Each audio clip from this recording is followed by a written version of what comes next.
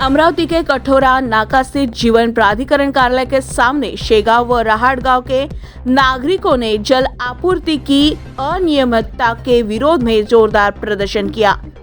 नलगांव क्षेत्र में पिछले 2 वर्ष से पानी की अनियमित सप्लाई ने लोगों की जिंदगी मुश्किल कर दी है। बार बार शिकायत करने के बावजूद प्रशासन ने कोई ठोस कदम नहीं उठाया। प्रदर्शन का नेतृत्व सामाजिक कार्यकर्ता धीरज बारबुद्धे ने किया। उन्होंने कहा, पानी की अनियमितता से दैनिक जीवन प्रभावित हो रहा है। हम निश्चित समय पर जल आपूर्ति की मांग करते हैं। प्रदर्शन के दौरान नागरिकों ने प्राधिकरण के अधिकारियों को घेर लिया। अंततः प्राधिकरण की ओर से जल आपूर्ति का निश्चित समय देने का लिखित आश्वासन मिलने पर आंदोलन समाप्त हुआ। थोड़ा तनाव रहा, लेकिन पुलिस की सतर्कता से सब कुछ शांतिपूर्ण रहा। अमरावती से न्यूज फर्स्ट के लिए दुर्वास रोकडे की रिपोर्ट। कठोरा नाका परिसरातील किमान 50 कॉलनीतील हा महिला वर्ग इथं गोळा झालेला आहे। कठोरा नाकाकडून कठोरा गावाकडे जो राहणारा रस्ता आहे त्याची उजवी बाजू तर आपल्या देशमुख लॉनपर्यंतच्या ज्या अंतर्गत कॉलन्या आहे त्या कॉलन्यामध्ये इथे या टाकीवरून पाणी पुरवठा होतो, जो अतिशय अनियमितपणे सुरू आहे। गेल्या 1.5 वर्षापासून हा त्रास सातत्यानं सुरू आहे। याआधी पण 4-5 वर्षाआधी हा त्रास होता। मी पाण्याच्या टाकीवर चढून आंदोलन केलं होतं। त्यानंतर अधिकारी वर्ग आणि माननीय लेवरकर साहेब यांनी अतिशय चांगला प्रतिसाद दिला होता। प्रत्येक गोष्टीचे ते अपडेट देत होते आणि पाणी पुरवठासुद्धा नियमित होत होता। त्यानंतर ते इथून बदलून गेले। त्यांच्या जागी माननीय अविनाश सरांचा इथं प्रभार त्यांनी घेतला आणि त्या दिवसपासून एक दिवससुद्धा आमचा सुखाचा नाही। या महिलांना प्रत्येक पाणी पुरवठा हा विलंबाने होतो, त्याच्या वेळी निश्चित नाही। कधी सायंकाळी 5 वाजता, कधी 7 वाजता, कधी रात्री 9 वाजता, कधी रात्री 1 वाजता, कधी 12 वाजता तो पाणी पुरवठा होतो।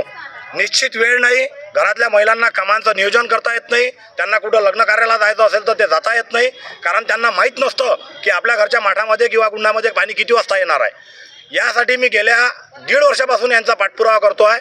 मला प्रत्येक वेळी लेवरकर साहेब, अविनाश साहेब आश्वासनं देत आहे आणि मी त्यांच्या आश्वासनावर आजपर्यंत या लोकांना थांबून ठेवलं होतं, इथं येऊ देत नव्हतो। परंतु काल पुन्हा या लोकांनी मला सांगितलं की आम्ही पाणी पुरवठा करण्यास सक्षम नाही।